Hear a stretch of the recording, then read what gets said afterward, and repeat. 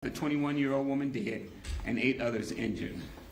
Our deepest condolences are with the family of the young woman who was killed, and our detectives are working hard to identify and apprehend the people responsible for this shooting. We ask anyone with information to please submit an anonymous tip through cpdtip.com or contact Area 4 detectives at 312-746-8252. Our crime victims advocates have been working throughout the past 24 hours to reach out to the victims and connect them with resources as they begin to process what happened. Crime Victim Services has also set up an assistance center that will open shortly at 1 p.m. and will remain open until 7 p.m. tonight at the Deliverance Temple Church of the Apostolic Faith at 1457 South Comiskey Avenue. This assistance center is open to anyone who has been affected by violence, including yesterday's shooting in North Lawndale. Our crime victim advocates and our community partners are here right now, they're right now getting ready to assist anyone who needs support. When acts of violence occur, it's more than just the direct victims and their families who are affected. This violence creates a ripple effect that can touch an entire community. This includes the children who heard the gunfire in their neighborhood or the family who lives down the street from where the shooting occurred and saw the aftermath. Though we know the trauma of violence never fully heals, our hope is that we can provide support and advocacy to those affected as they learn to live with the experiences they carry. I'd now like to turn it over to Assistant Director Aileen Robinson, who can expand on the services available. Aileen. Thank you. Good afternoon. Following yesterday's senseless act of gun violence, the Chicago Police Department's Crime Victim Services team began the process to set up an assistance center that will be opening shortly at 1 o'clock today. After an incident of violence, victims most often have the need to feel safe. That's most often accomplished by the arrival of police and by the provision of medical services. Following that are the next steps where Crime Victim Services come into play. How is it that we can help that person or persons get on the path to healing after following a traumatic event? We're going to start to do that today by the opening of the Assistance Center. What is an Assistance Center? An Assistance Center is a designated space that offers services to victims, co-victims, family members, friends, and community members impacted by major incidents.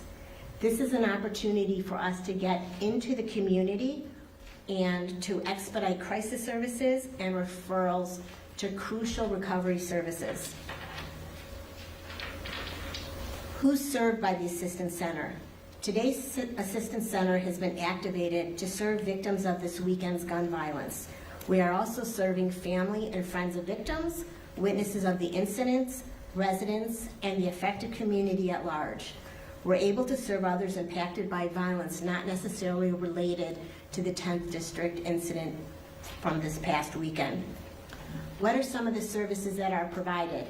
Immediate crisis counseling, safe space to ask a question, financial losses that may have incurred as being the result of being a victim of crime. We are able to complete crime victim compensation applications on site and begin that process. Address stress and just needing down and quiet time, and maybe spend some time with the therapy dogs that will be present. Talk with a detective if you have questions about your case or if you have information and you would like to speak with the detective. If you're experiencing domestic violence and you want to talk to someone confidentially, we have certified domestic violence counselors on site. If as a result of the injury that you incurred, you need durable medical equipment, we're able to help facilitate that and expedite getting that equipment to you. How do you know if you need services? The best answer is, if you're asking yourself this question, please come out to the Assistance Center and we'll do a quick assessment to see what services are needed, even if it's only to express the concerns that you have and you need a safe space to share them. If you would allow me to quickly introduce our community partners who answered phone calls on this wonderful Sunday Chicago afternoon to answer the call and come up and support the Assistance Center. The Helen and Joe Foundation, Lutheran Church Charities Canine Ministries, UCAN Community Services, and of course our Assistance Center host, Deliverance Temple of the Apostolic Faith Church. The need to feel safe is universal. In the chaos of a mass incident, finding answers can be overwhelming. The Chicago Police Department Crime Victim Services staff and our partnering agencies are available today to provide assistance. Our services are confidential. A police report is not needed. The Assistance Center opens at 1 o'clock and will run until 7 p.m. this evening at 1457 South Kamensky. No appointment is needed. We look forward to seeing you this afternoon. Thank you. Thank you, Eileen. Now, before I take a few questions, I'd like to give you a little bit more other information about other things that are occurring. We want to acknowledge our National Night Out, which is rooted in police community partnership and making our community safer for everyone. During this one night, each of our 22 police districts host engagements alongside our various partners. It's a safe space for all of us to embrace. Community building and collaboration.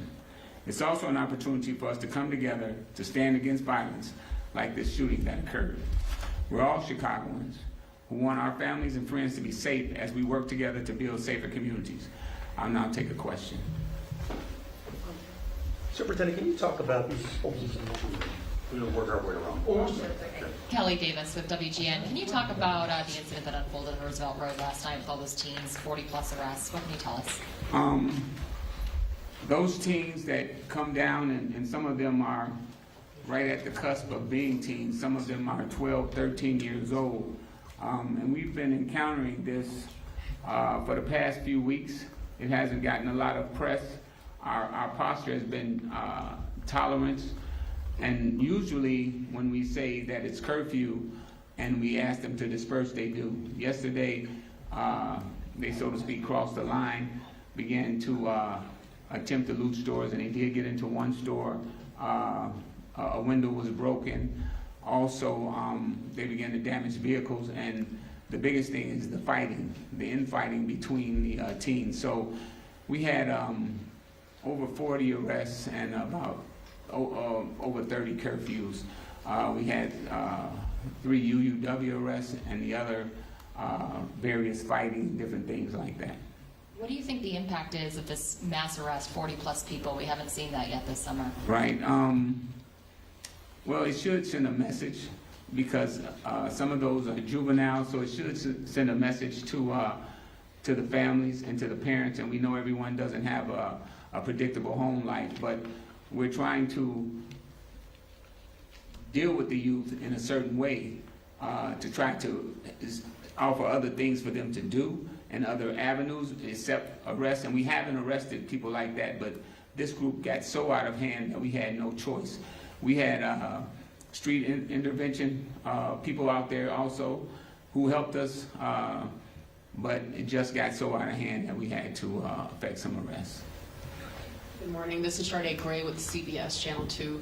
So this seems like this has been the largest teen takeover since April. Is there a plan to address this moving forward? And then a two-part question, as you were just talking about the arrest, it seemed like you took more of an aggressive approach than previously. It seems like there were more arrests this time. As far as more arrests, again, it's the arrests are the results of the actions. Before we asked them to move, asked them to go home, it was curfew time, and they did. This time they refused. They began fighting more amongst each other, jumping on top of cars and attempting to go into stores. We asked the store owners, most of them, to close their doors. So the arrests are a result of their actions.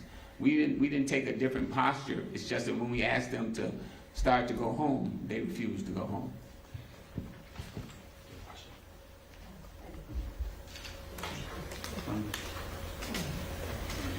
Good afternoon. Leah Hope, ABC7. How you doing? With some of the discussion and these last few questions about some of these incidents, this crisis support, how do you hope offering support and taking that approach might play into the big picture? Well, I'm gonna let Eileen answer part of that, but I'll just say this. My experience is that when we extend our hand and show that we're trying to support these victims, it gives us a lot of equity in the community. And that's what we're trying to do. We want to show these people that we care about them just as much as if they lived on the Gold Coast. So this is part of that. Eileen, you want to add something? Absolutely want to piggyback on what the superintendent said, but this is about relationship building. And if you've been victimized, the first one who are responding, they're officers, they're securing the scene, they're doing what they need to do. Of course, they're checking on you and they're giving you additional information, but their job is then to move on. And then you're left pretty much alone with some information. So by bringing in immediate crisis services afterwards, we're just kind of picking up where things were left off and building a relationship. And the hope is that in building the relationship and attending to what that victim needs first, that they will also be willing to work with us if we have questions and things that might be of evidentiary value to a case. It's not necessary, and we make that clear. Our sole focus is starting where that victim's at, making sure we help them on the path from that trauma, and then if we can work together moving forward, whether that's tomorrow, a week, or a year, that's our goal. Can I just follow up on that if I could? Quite often if you talk to young people in Chicago and you ask them if they know or they've been a victim of gun violence, everyone raises a hand. There's estimated so much untreated PTSD in the city. Perhaps both of you could just answer, is this the new direction of policing? I mean, obviously policing, used to be kind of just the tail end, right? You deal with it at the end, when there's a problem. But this kind of proactive and interventionist kind of approach, is this a new direction? Is this something new? Is this being done other places? Where did this come from? Great question. So historically, the Chicago Police Department has been extremely active in outreaching to victims. So since about 1999, we've had a domestic violence program. It's probably one of the best programs in the country, extremely unique in reaching out to victims and providing support. And we stayed in that space, and we kind of became experts in that space with working in a community for quite a while. And then about 2-3 years ago, there was a change across the country in law enforcement-based victim services programs. So we traveled the country, just got back a couple weeks ago from 2 other cities to see what's being done nationally, to see what's being done here in Chicago, and found out that we are definitely aligning with what's going on across the country. And it's a great philosophy that we work hand in hand with victims and police to try and address not only their trauma, but the greater trauma in the country. It would be premature for me to tell you my plans for the future, because most of the people in the room don't know, but you can definitely look for our commitment to continue and our programming to become more rich as we look to support more people in the country, more people in our city, and with the realization that people who are hurt other people. So if we're able to step in and provide supportive services at the time somebody has been a victim, there's a greater likelihood that we could do an intervention that would have them choose a different path tomorrow. Christian Farr, VC5, just, you may have touched on this. Give us the structure of what it's going to look like between 1 and 7 today. And Superintendent, your feelings sort of about doing this approach in the policing structure where you have a major metropolitan city that you're dealing with. All right. Well, as you heard her say, this has been going on since 1999, and they've traveled around finding other cities that do the same thing, best practices. Between 1 and 7, the outreach is there, and it's been there. It's just not publicized as well as it should be. And between 1 and 7, I'm expecting them to probably be overrun with people who need that type of support. Eileen, I'll let you come again and speak to what you've seen, what's going on. Sure. So what happened is, starting this morning, boots on the ground, we had some of our community organizers out in that community distributing flyers, encouraging community to come in. We've also made our department members aware that the center is open and to encourage victims to come in. So what will happen is, when someone comes into the assistance center, they'll be met by a crime victim advocate. That's a Chicago Police Department crime victim advocate, who will do a quick assessment to see what service it is services are needed by that particular victim. Depending on what services are needed, they will be directed to our partners who are there with specialized services or to other CPD personnel that provide the services that are needed. It's not a one fit for everybody, so we customize those services. And then that assistance doesn't stop at 7 o'clock tonight. So when somebody leaves the assistance center today, they will have a plan for follow-up and referrals, whether that's internally through the department or with our partners in the community.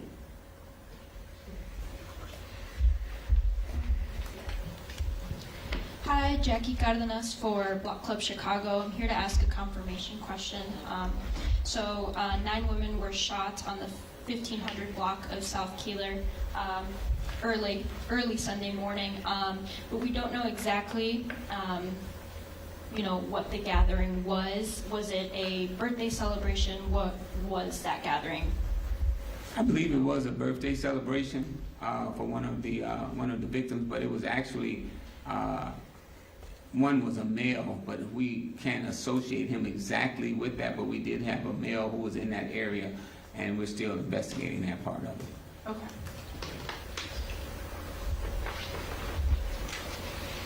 Hi, Terry Keshner, WBBM Radio.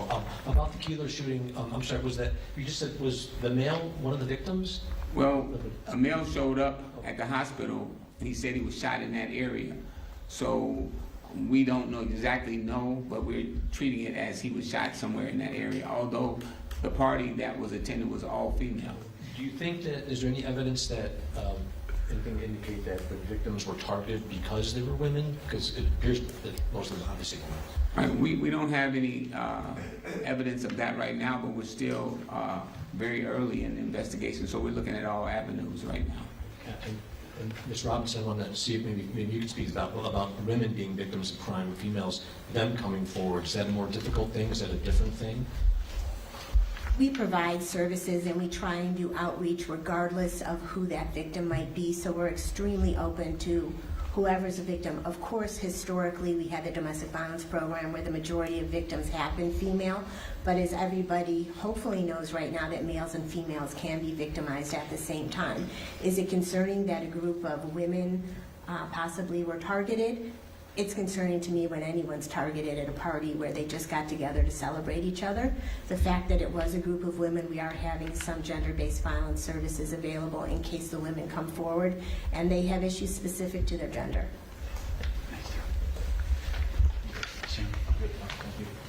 I just had one other off topic. The Lakeshore Drive shooting. Possibly, was it road rage? Do we know a little bit more now? That's what we're treating it as right now, as road rage. It's unfortunate that, again, all these different conflicts or differences have to be settled with a weapon, but that's what we're treating it as right now, road rage. And we're still looking into that also, along with the Keeler incident. So still very early, but we do have a victim now we've interviewed, so we're moving forward with that investigation. Thanks, Superintendent. All right, thank you. Thank you.